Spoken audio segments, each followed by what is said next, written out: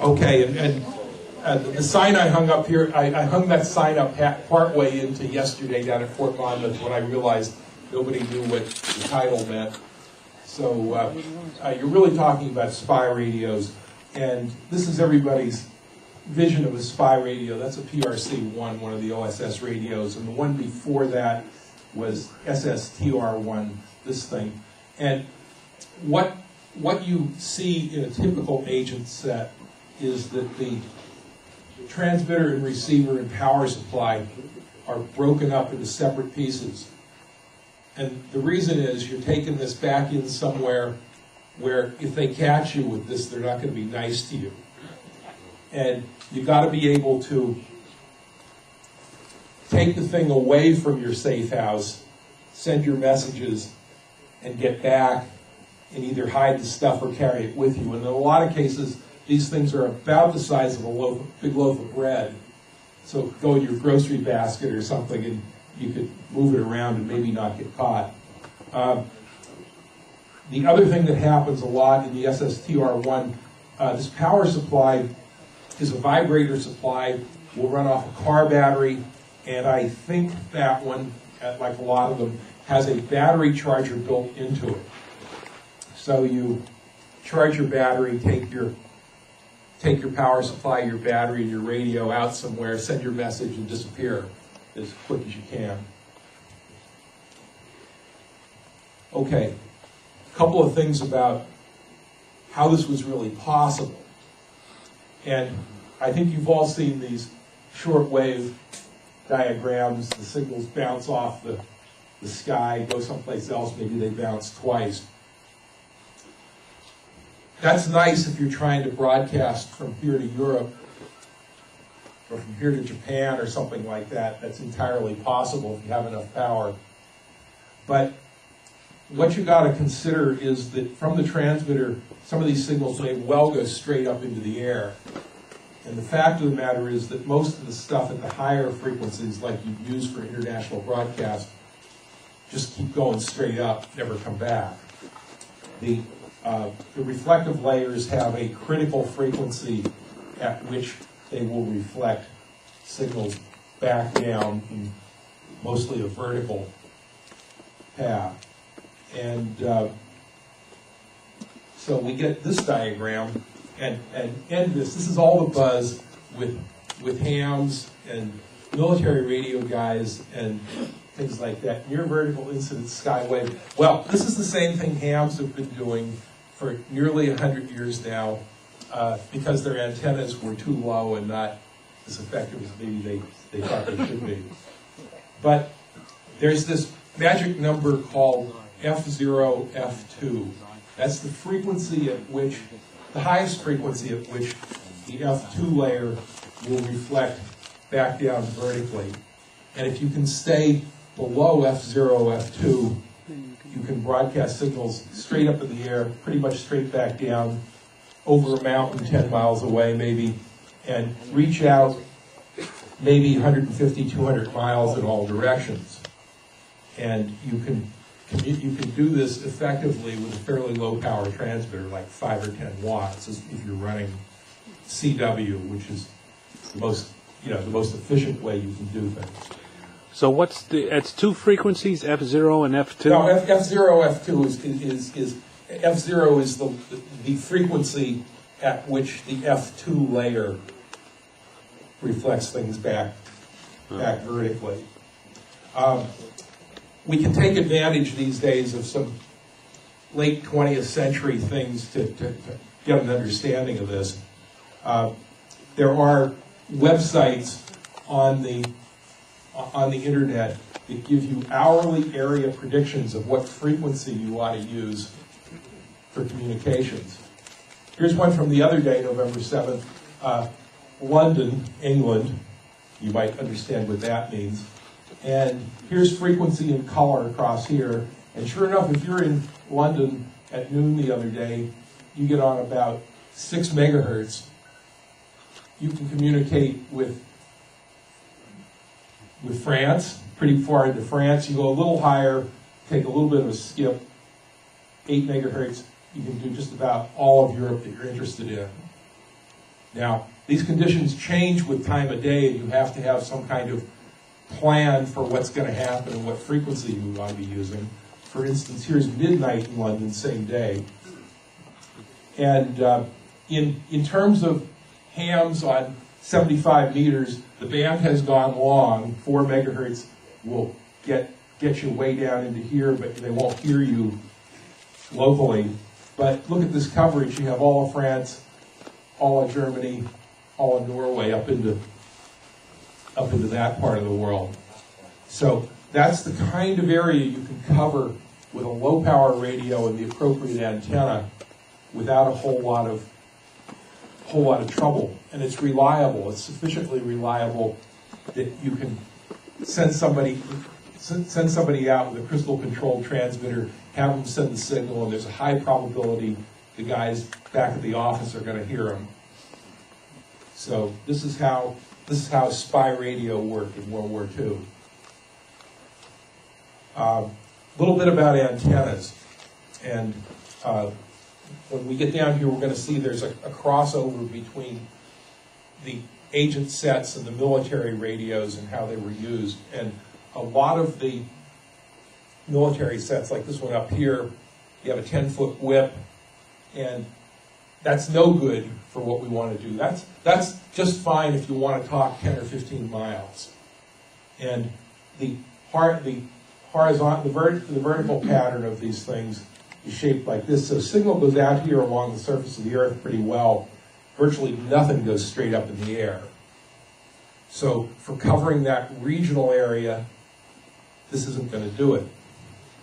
But if you put out a low half-wave antenna, a dipole, or the ones that I'm getting happy about these days is an end-fed half-wave. You just take this piece of wire, prop it up 20 feet in the middle, and droop the two ends down. You get a pattern that looks something like this. Almost nothing heads for the horizon. Most of it goes straight up in the air, which is exactly what you want to get that kind of coverage we're talking about. Another thing to understand about this antenna situation is that's the half-wave wire, and here's the half-wave wire and the 10-foot whip. Not only is it pointing the wrong direction, but the signals coming out of it are way down compared to a full-size antenna. So for communicating from France to England, that's probably not a good idea unless you're right out on the beach. Okay. And that's all there is there. Let me talk about these radios a little bit.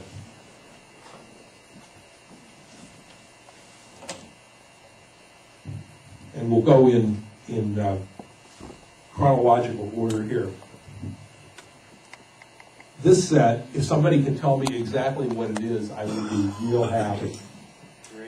Yeah, this came out of an AT&T engineer's estate, and it's nicely made.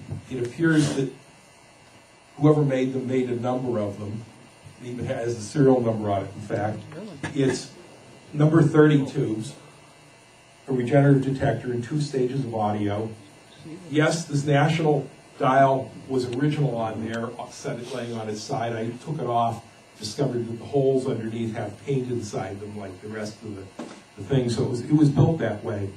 And this thing has, you pull the tubes and the coils out, and now it's the size of a loaf of bread. So, who knows, was this a prototype agent set? I don't know, but that's entirely possible. Can you date it out? I have to say the 30s, late 30s. You know, you might have done it on into the early 40s if you didn't know any better. But by the mid 40s, there were much better battery tubes, and so I'm thinking this was. Yeah, but it might have been later than that by the time you got around to doing it. But somebody who read the ARRL handbooks and all that kind of stuff and was a reasonable engineer and did that. Now, that's just a receiver. And it's real nicely done. There's little clipped-on brass tags here telling you which wire is which, and they're all color coded and everything. It's a real nice job. That's not the original coil, by the way. What band would that be in? 40 meters? It'll do shortwave. Yes. Pardon me?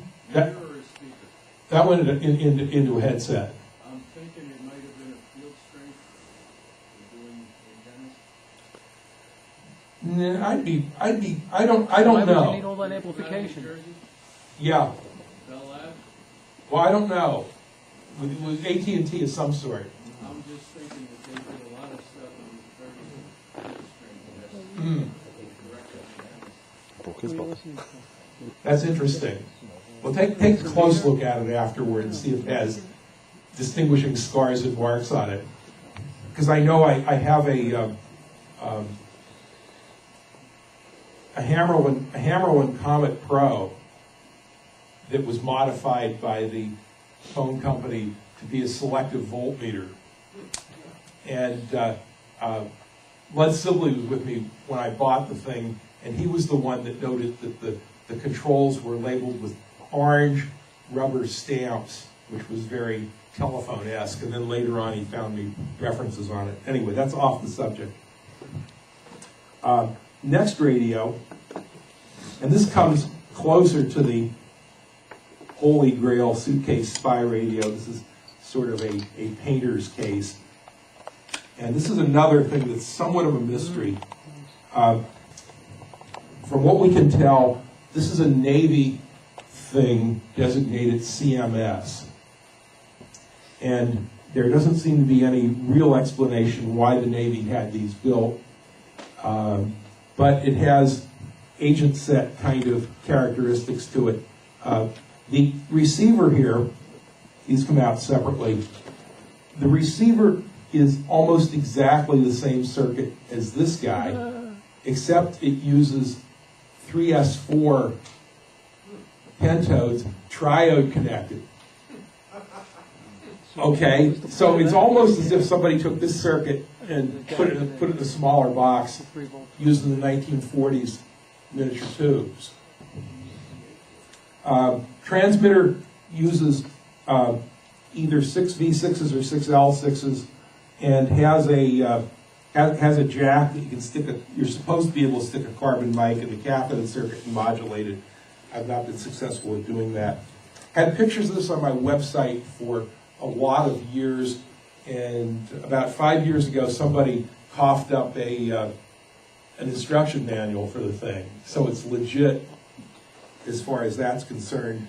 And in typical spook fashion, there's no manufacturer or country of origin or anything on the instruction manual. So it's another one of those who knows kind of things, but I'm glad to have it. Now, so this was Navy spy radio wannabe by the Navy. You saw the OSS radios from World War II, and where we're going to go next is what the Army did for field radios. Now, a couple weeks ago, remember I had that MI-8751 in here, the RCA pre-World War II field radio. That and its bigger brother, the SCR-288 and things, led to this radio. Now, first there was a thing called the BC-1306, which if it was sitting up here, you could hardly tell the difference. It's a little smaller. This is AN-GRC-9 that didn't make it for the war, but was being developed at the end of it. A lot of these got built, got used in Korea, got used in the Cold War situations in Europe. This is a transmitter on top, receiver on the bottom, 2 to 12 megahertz, 15 watts or so CW, 7 watts or so AM, powered by hand crank generator. Now, I've been doing some research, and in the 50s, the Army in Europe, as part of the whole Cold War thing, developed the concept of long-range patrol. You take some guys, you send them back behind enemy lines, have them find out what's going on, and send the information back out to you. They did this. They practiced doing this with GRC9s. That's probably okay. These things are a little heavy. You have one guy carry this, you have somebody else carry the generator and the seat for it. But it's on the heavy side, and you've got this key dangling off it and all this kind of stuff. So it wasn't quite the right solution to the problem, but the long-range reconnaissance guys did, practice with these and had them in their inventory, and were prepared to use them. Meanwhile, the CIA, which was an outgrowth of the wartime OSS, commissioned this radio, and this is a whole system there. This is the transmitter, receiver, power supply, called the RS-1, Radio Station 1. And inside here, there's 6 AG7, 2 E26 kind of thing you'd do if you wanted to build a 10-watt CW transmitter. The CIA radios have designations on them like type RT3 is the transmitter. The Army adopted these as the GRC 109, and after a while they had it modified to the GRC 109A, which is the set that's up here you can take a look at. Has a much heavier case on it. So you can kind of throw it off the back of a truck and not have to worry about it. Part of the doctrine was long-range reconnaissance, you go out with this thing, maybe you hide it in the swamp while you go look around, then you come back and dredge the radio out and send your report.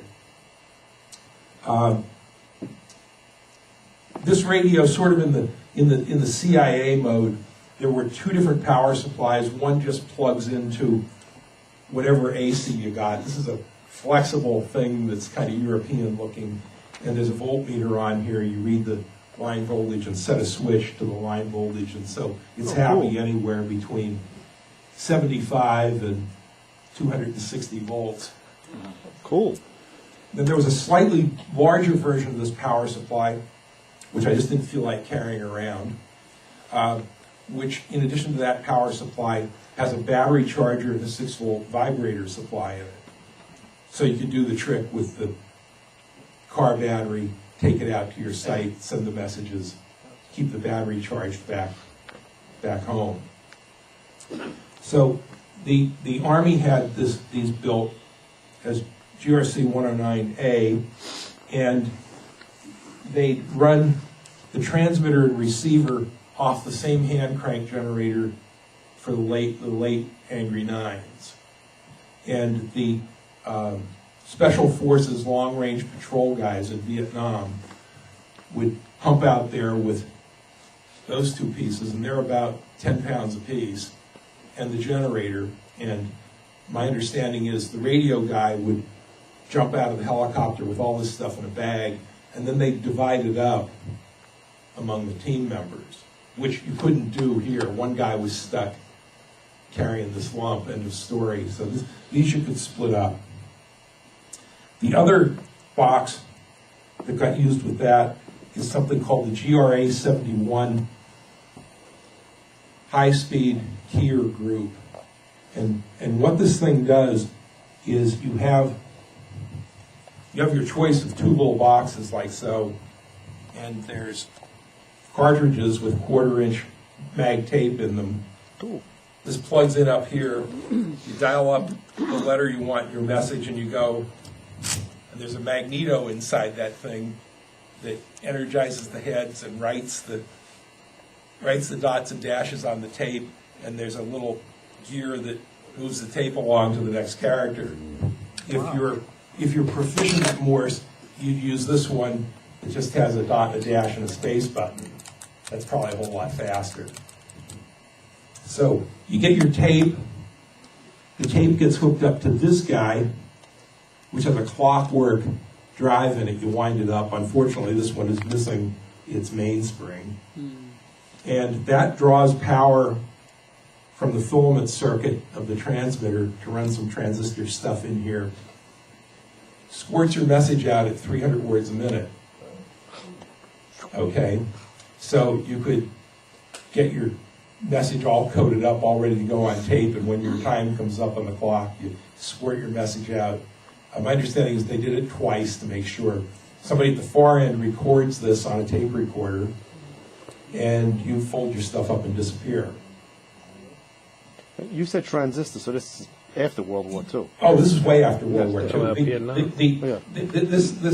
The CIA radios were done in about, the design started about 1948, they came out about 1950. The A's came out somewhere in the late 50s, and they were still being used heavily in the middle stages of Vietnam. What would be a typical transmit time for that high-speed message? I don't know. I wish I knew more about this. A lot of people who were doing this stuff considered it pretty secret, and so it takes 20 or 30 years until some of it leaks out, and people die, and you don't know what happened. I'm assuming that somebody figured that they would be able to get the message out faster than somebody could lock onto the signal. That's the intent, is to give the bad guys minimal time to DF you. They still use the same sort of thing with the burst transmissions. Yeah. Now we'll see that the burst keyer, the very same one, gets used with subsequent radios. Al, Yes. were the receivers mostly superhat or TRF to avoid a local oscillator? Okay. Yeah. Let's talk about that a little bit. That original guy was a regen, as was the CMS, but they're kind of primitive radios. Starting with the GRC-9 and the other World War II field sets, and these guys, they're all superhets. In the case of the RS-1, the receiver is 6 tubes, one of which is I think that's what's what's making it possible by 1L6s. That they're using? The military had a bunch of them for those radios. So yeah, superhets, crystal controlled transmitters. In fact, the receiver can be crystal controlled as well, although it's generally tunable, but there's a place you can plug a crystal in and lock it to a frequency if you have to. Okay. Meanwhile, the CIA decides that radio is too big, and subminiature vacuum tubes come along, as a result of the VT fuses in World War II. And so, not too far into the 50s, they redo the RS-1 as the RS-6. This is the 8-tube receiver using the subminiature tubes. This will fit in a trench coat pocket, by the way. And they divided the power supply up into 2 chunks. So now it's 4 pocket-sized pieces. There's a lot of debate about whether these things ever really got used. Okay, well, the CIA doesn't talk. What we do know is the special forces at Fort Bragg played with them, had a bunch of them. A lot of them got surplused out of there. The Air Force carried them on certain airplanes, in particular the B-47. Now, when I first heard that story, I said, well, that's preposterous. Let me figure this out. The balloon goes up, we take the B-47, we go in and we bomb Kiev to the ground, and now when we crash on the way back out in the middle of a nuclear war, somebody's going to come and get us when we radio back? I don't think so. But then what I subsequently found out was all through the early 50s, we were making reconnaissance flights over the Soviet Union. And the B-47 was so fast and flew so high they couldn't get to it. And RB-47. And so in that case, having that radio with you might be a good deal if you end up just running out of fuel, being crashed out in the steppes somewhere. At least you can tell the political people what's going on. That you're there and they ought to do something about it. I also have heard some references to some unit with C-47s that was prepared to go in after people. So the concept of carrying the radio with you maybe had some validity. They carry that radio and a hand crank generator as well. My understanding is Francis Gary Powers had one of those in the U2. Sir. Is there any particular rumor that we choose 5 planes from 850s at the common KWM one? I don't, KWM ones, but I heard some of that talk, but I don't know. I have no idea. Maybe one of those guys will spill his guts before he dies. Tell us what was really going on there. There should be some pretty good propaganda pictures. Powers planes. Have you looked at the debris? Yeah, and there's a pretty comprehensive, there at least was a pretty comprehensive display in the Air and Space Museum 10 years ago. What he had with him and all that. Whether it was stuff with the radios, I don't know. And like he says, there's pictures of the thing busted up in Russia where maybe you could determine what radio was in there. Well, this thing would be, attached to the survival kit or something.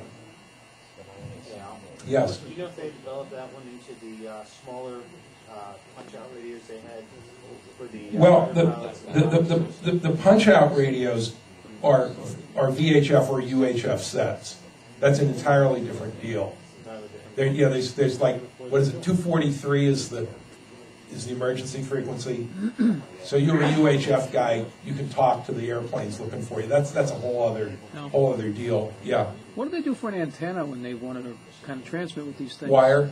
Just long wire? Yes. Like I was saying here, you put out a half wave of wire. Long wire. Cobble up a dipole. Don't use the word long wire. That's the wrong word. Let's say random wire. All right.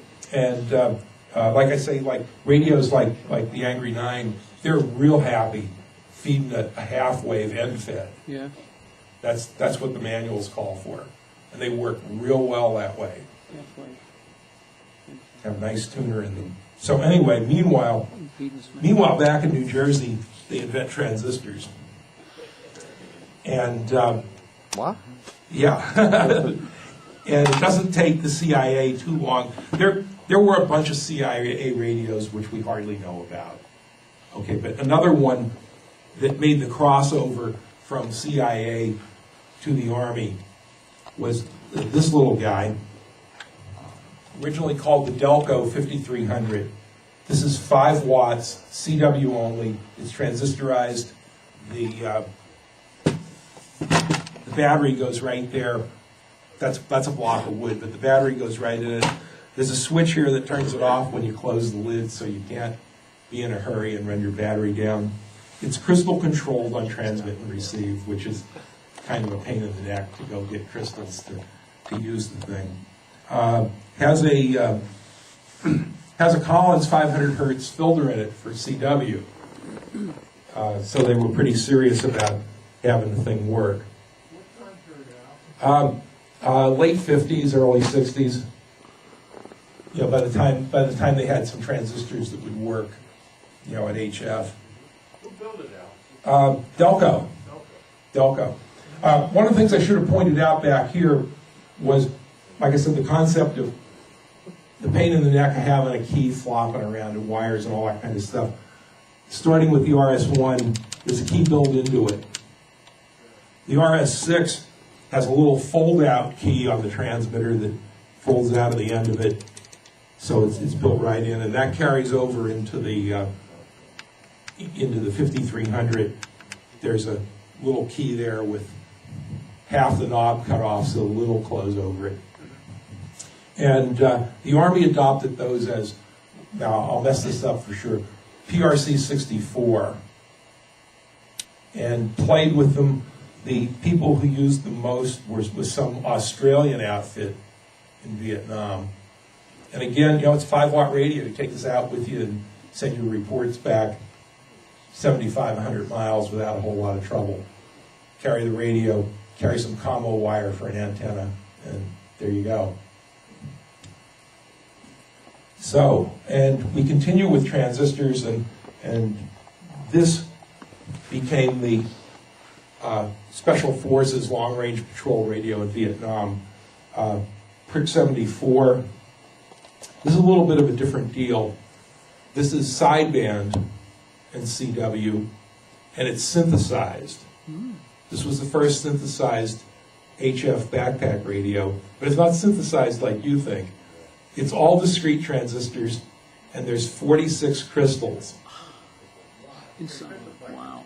Yep, there's 10 crystals for 1 kilohertz, 10 crystals for 10 kilohertz, 10 crystals for 100 kilohertz, and 16 crystals for the 1 megahertz position. You combine into the frequency. Right, yeah, there's a bunch of mixers, It works. and they come out with the right LO, Son of a bitch.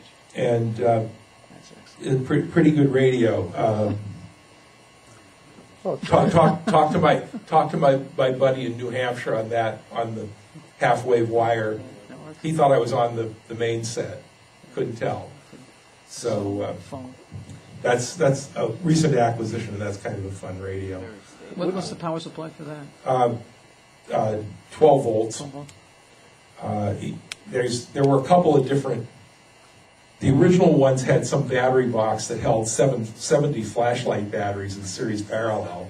70? Yeah, 70 BA30s. And 90. then this particular battery box holds 2 of the Prick 25, Prick 77 VHF backpack radios. This draws more current. You need 2 of them, 2 in parallel. But the box currently has a lead acid battery in it, and that's good enough for what I'm going to do with it. There was also a battery box had wet cell NiCads in it. Must have been heavy, but that was the long range patrol radio in Vietnam. The use of HF seems to have continued, and there's some really sophisticated radios floating around. Beyond this, you start getting to things like frequency hopping to avoid detection, and build-in voice scrambling to take care of security. And some of the modern radios are really cool, but of course they're $20,000 or $30,000 units, so we're not going to buy one surplus too soon. So, are there any immediate questions? You can all come up here and kind of take a look at this stuff. Let me see how we're doing on time. I think we got 10 minutes to do that, and then we'll run the auction and do whatever else we need to do. Sir? I'm curious, I have a reason for asking this, but do you know what these 2 cassettes at the end, what they weigh when they're carried around, the whole kit? I should have had that written down. This guy... Well, I'll tell you why I asked. I'll tell you, there's an apocryphal story on the portable video equipment, the development of it. They built these big backpack units, and they always weighed about 40 pounds. And then they miniaturized the stuff, and it weighed less. But they didn't make units that weighed less. They added more features to it so that it weighed 40 pounds. And the story was that the Army had done research that 40 pounds was about the weight that an average man could carry all day long without giving out.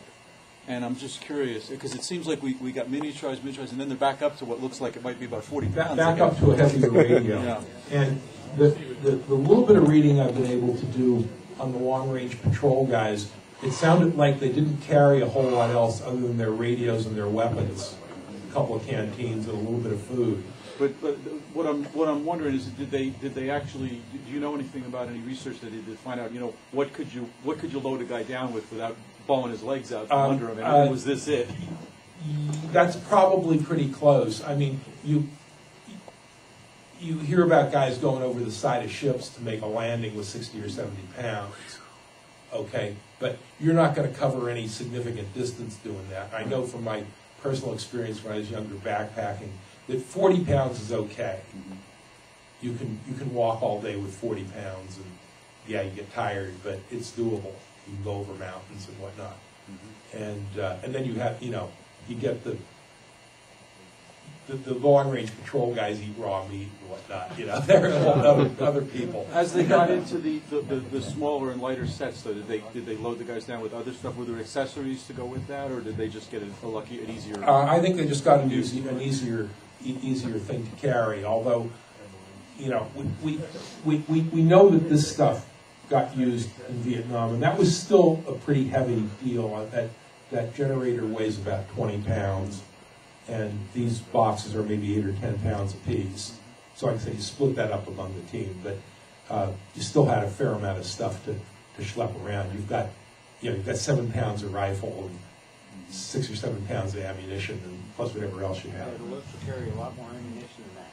They Yeah. usually, if I remember what I was reading right, they typically load out around 80 pounds. Well, it depends. Radio. Yeah, it ammo, depends. rations. It depends what you're doing and whether you intend to get in a fight or not. Yeah, well, the lifts would go out for about a week, 2 weeks at a time, Mhm. and they'd just be by themselves Yeah. and have to work patrol route and then back in. Right. So they'd be set for everything they could. Yeah, like you said, these guys go out for a long time, and far. But the basic field radio is a VHF set, Crypt 25, which is good for 10 miles if you have line of sight, but in the jungle that doesn't work so well because you're transmitting through all those trees, whereas here you can go up and out and back down. So for going any distance, you need to do this, or have an airplane come look for you and talk to him. They'd set up, usually what they do is they'd have a relay point set up.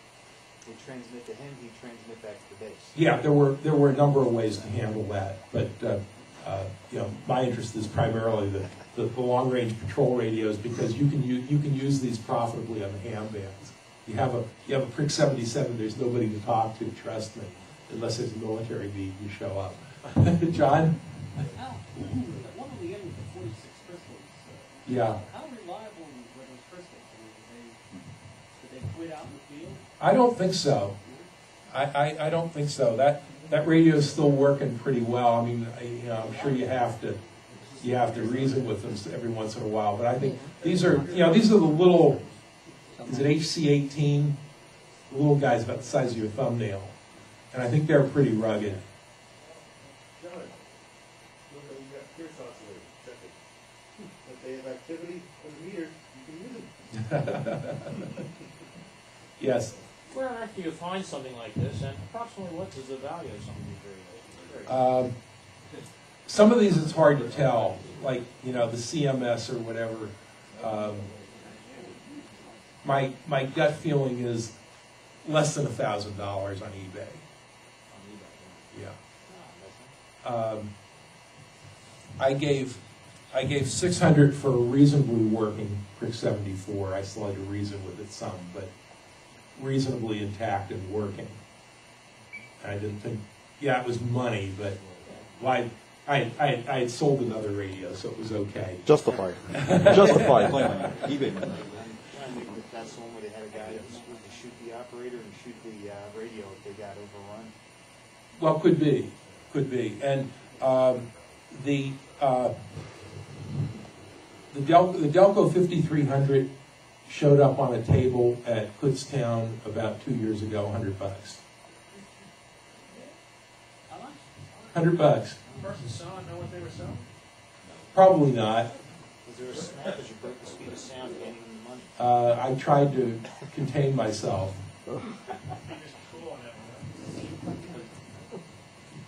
Your tape deck there. And people don't know what they are, because last year I watched Pete buy another one at Kutztown that was in nicer condition for $100.50. So people have these things, they don't know what they are, they're just some other military doodad. And so, keep your eyes open. Things like the GRC 109s, they used to be cheap when Fair Radio had them. You could buy a complete one for, $100, $150 or something like that. But Fair ran out of receivers, and then the market kind of tightened up considerably. Again, like Neville said to me when I came in here, how much money's on the table here? Well, you couldn't buy a good used car for what's on the table. Okay, so it's valuable, yeah, but it's not outrageous. I collect antique cameras, and the little tape deck that looks quite a bit like a little spy camera, that would run between 1,000 and 2,000, almost any condition. Probably of the things here, the burst keyer is probably the rarest piece there. it's got a serial number in the 1,000 range. And the other references I saw, that was about the highest serial number anybody knew about. So there aren't a lot of those floating around, and who knows what happened to them. John? I may have missed this part because I was processing a rather large order. The encryption for the first speaker, it was a previous step? Yeah, that was a previous step. I think they used a one-time pad. The long-range patrol guys that I read about, they were required to send a weather report in the morning and an operational report at the end of the day. And they code this all up into 5-letter groups and then send it. But what, they had to code it by hand? I think, yeah. I suspect it was probably, there's this thing called a one-time pad. That you just look up the letters and write down the transferred letters and its random numbers and all that kind of stuff, and then you throw the piece of paper away and use another one the next time. No. Well, you can find that information on the web and make some. Oh, no, I've got one. Oh, okay. Yes. What's the history of these FM laws? They go below like 30 at all? No, not in the modern stuff. I'm trying to remember where that kicks in on the Pre 77. It's 30. It starts with a 3, but it's above 30 megahertz. Might be 38 or something like that. Yeah, there were World War II armor radios that were down in the 20 megahertz region. Somewhere in there, it was all over the place. And the infantry, the armor, and the artillery were split up into different bands. There's an ongoing conversation on the WS-19 wireless group about radio propagation with the signals drifting over from Africa going to fighting. Yeah, there were, apparently there was a sunspot maxima during World War II, and a lot of that stuff was heard here. Anything else? Well, come take a look at the radios, and then we'll have an auction a little bit here.